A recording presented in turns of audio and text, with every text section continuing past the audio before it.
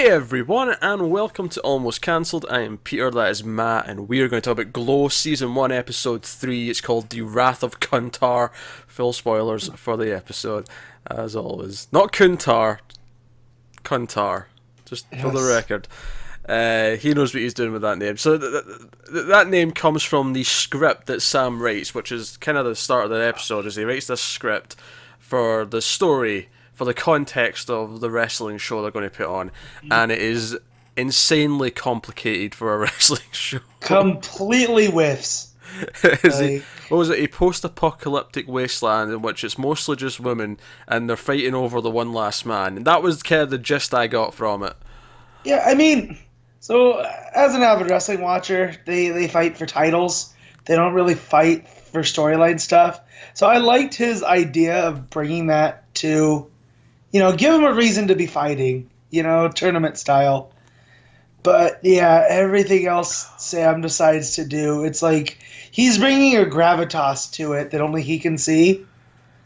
Gravitas feels like a very strong word for this. Yeah, well, he's taking it very serious. He's very precious about it.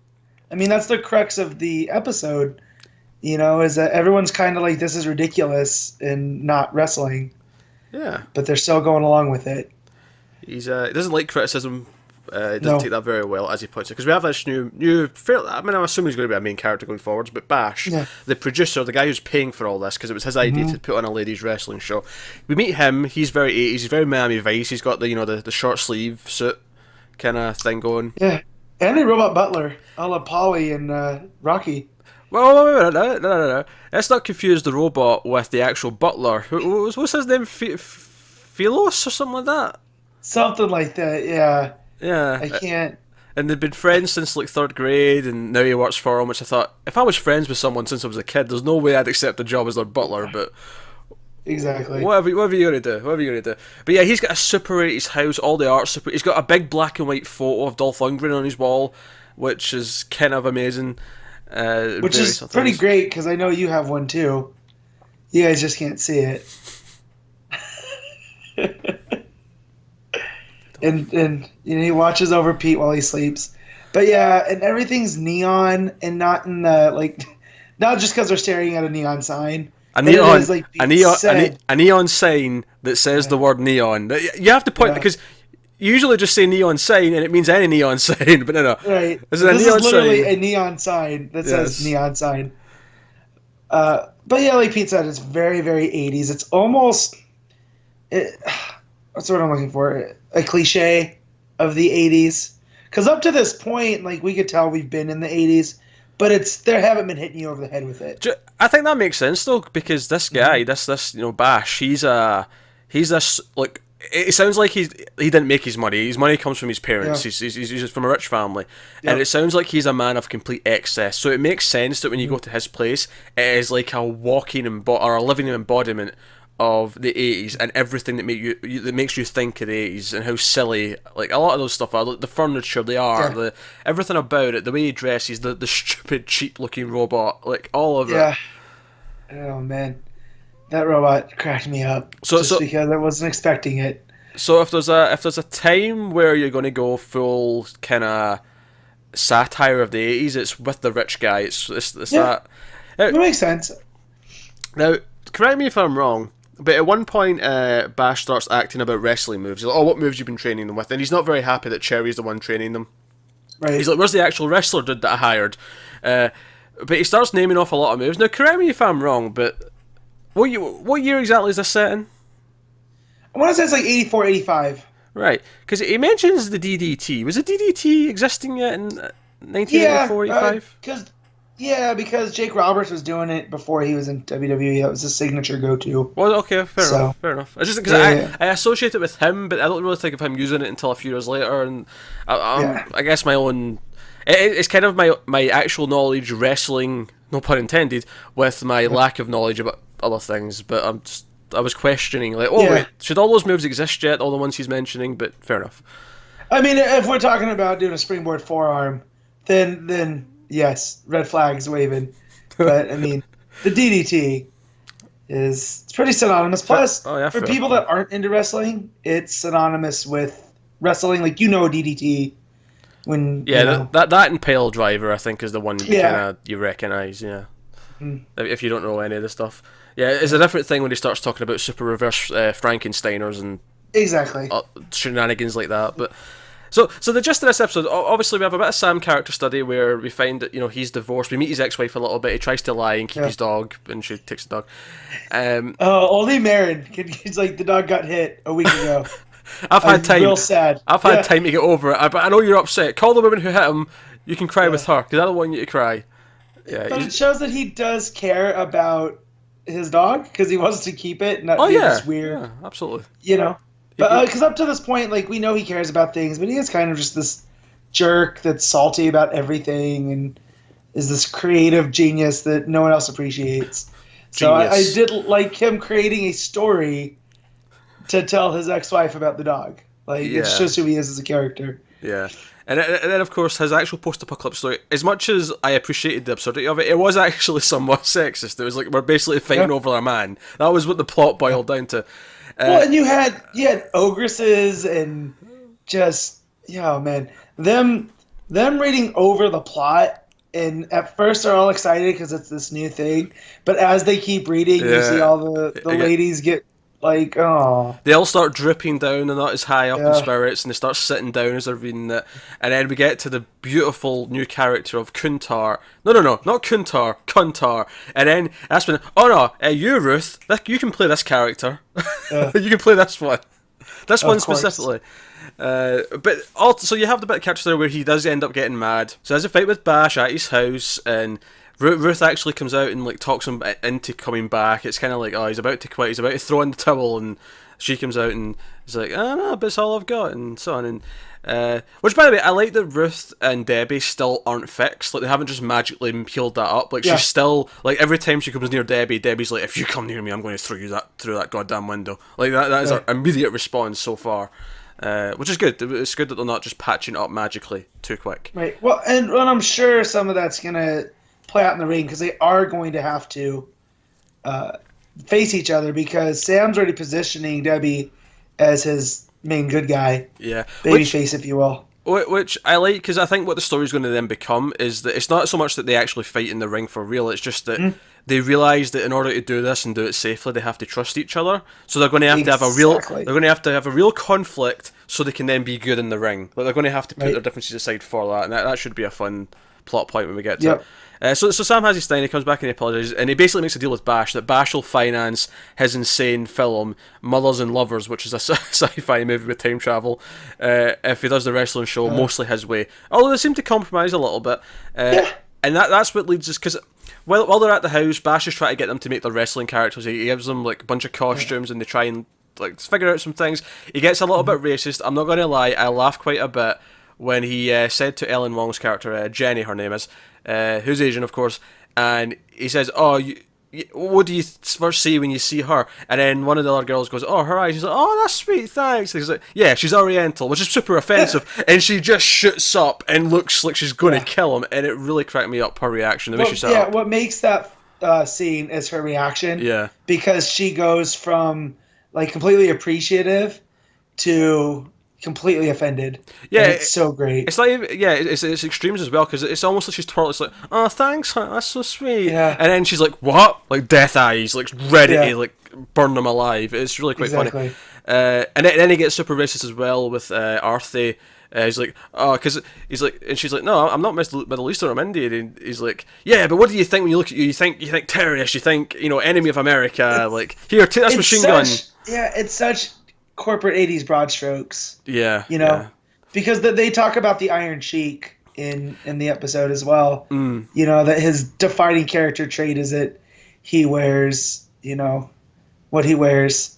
I don't want to say. I'll be honest. What they said. I'll be honest. I feel like his defining character is either the mustache or the pointy shoes. They're the two things that stick out in my head, admittedly. But But yeah, that's fair. But they're going for the broad strokes, and it's what Bash seems to understand wrestling at least, much more than Sam does. Yeah, he understands it more than he does. At the same time, he still feels like he's coming from slightly the wrong angle because he's like, oh, it's like Mrs. Pac-Man to Pac-Man. It's just the same but with a bone. It's like, well, no, I play it a little bit differently, but but he does understand it a bit more, and even the fact that he describes all these things, and then one of them finally says, "What, you mean stereotypes?" And he's like, "Yeah, stereotypes. Let's do stereotypes." But anyway, so after they make this deal, we cut to this glorious montage. They've got their old 80s camera out, and they're recording the girls basically practicing their characters, their promos on tape. And again, they're super offensive. Jenny, I mean, I don't mind her having like an Asian sort of samurai look, and she's got the katana, and I'm like, okay, that's okay, you're playing up, I feel like that's still acceptable to have that even today, like have that. She's a warrior. Yeah, have a samurai warrior. And then what was her name? What did she say her name was at the end? Fortune cookie. Yeah, that's where it crossed the line. That's where it crossed the line. And then you have Tammy, who, in the post-apocalyptic thing, she was a pimp. Like in Sam's script. But she tells him, as she's dressed in these furs, that she doesn't want to be a pimp. She's the queen. And so she makes her character the welfare queen. And she's all dressed in these nice-looking clothes, but she has a, like, Burger King paper crown on. Yeah. It's such an opposing, like, hilarious look. I'll give that... I mean, that one's stupid, but I'll applaud it in the sense that it's actually kind of... Yeah. It feels like a proper wrestling gimmick that's kind of stupid but kind of funny because it is two things that completely oppose one another. It goes through a couple other words. Oh god. The bitchy one. What's her name? Melrose. Melrose. Thank you. She's like the Valley girl who's secretly a dominatrix. That's her thing. She's got a whip, which I think might be a little bit too close to who she really is as a person. Probably. Because she was really getting into that whip. Well, no, it was when Bash just sort of went, oh yeah, try this, and he hands her the whip, and she's like, you get me. Yeah. You see me for who I am. He called her earlier when they're trying on all the costumes at his mansion that she's a Madonna knockoff. And that also made her excited, that she's a knockoff of someone famous. So she's secretly becoming one of my favorite characters just because she's so awful. Oh, she is. Yeah, she's really entertaining. And then the British chick is the sexy scientist who's the world's smartest. And she has an empty beaker, and she's like, "Oh, I'm doing a science experiment in my beaker." And then sounds like, "Here, try the glasses on for a sec." Oh, that sells it. That's it. She's a smart, sexy scientist now. There we go. That's it. And they're like, "How her name's Britannica after the encyclopedia." Like that. That's pretty funny as well. Yeah, and then finally, of course, we get to Ruth. We skip Cherry. Cherry's the chain something. She brings the pain. Yeah. Something of chain, and she brings the pain. That was it. She's not very amused about it. No, the one that killed me, though, was the actual wrestler that has gold medals, but she has zero charisma. So they end up giving her gimmick to Debbie because she just screams the Liberty Bell way more. Yeah. In fact, Joe made that work, actually. Is that feels super realistic, the idea that they would take someone's gimmick and give it to someone else because it just suits them better. Yeah. No, that makes sense. And then she becomes a Viking. She's Vicky the Viking. Yes, Vicky the Viking. So we get to Ruth, and Ruth basically embraces what they've been calling her the last couple of episodes. She becomes the home wrecker. And she's like, I'm desperate, and there's nothing more dangerous than a desperate woman. And there's no one more desperate than me. And that's pretty funny.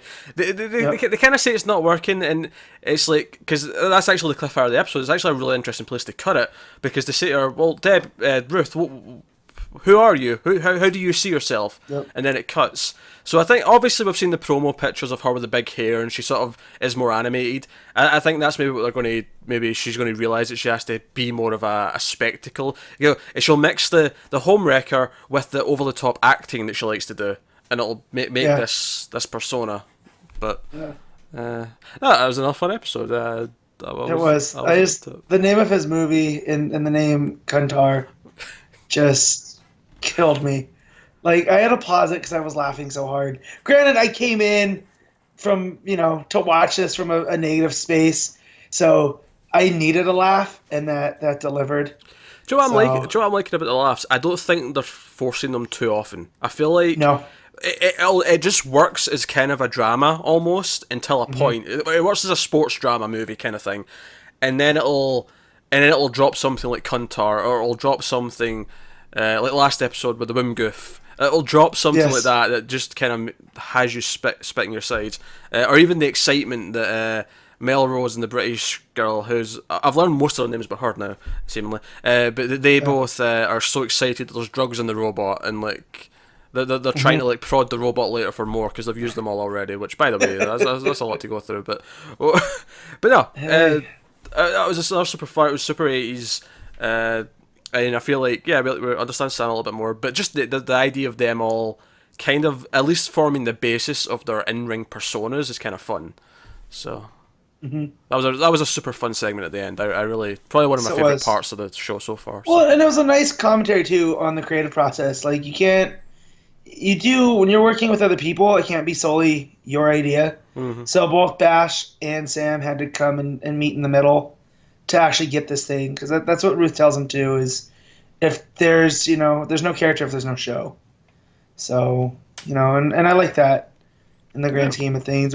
For the third episode, we still have 7 to go. Yes, that's something to go. I do hope though that some of the more racist characters get to maybe iron out some of the maybe don't give Arthur the gun.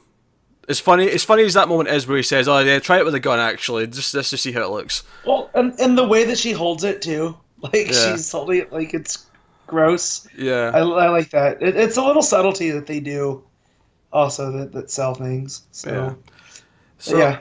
So no, super good. We'll be back with episode 4 on Sunday, so look forward to that. Let us know what you thought of the episode in the comments below. Like, subscribe, all that stuff. Get us on Twitter at mailed_fudge for channel updates. Go over to patreon.com/mailedfudgetv if you want to support the channel. Check out some of the stuff we've got on offer there. But that is us once again. So thank you very much for watching. We'll see you next time. Have you got any vanilla?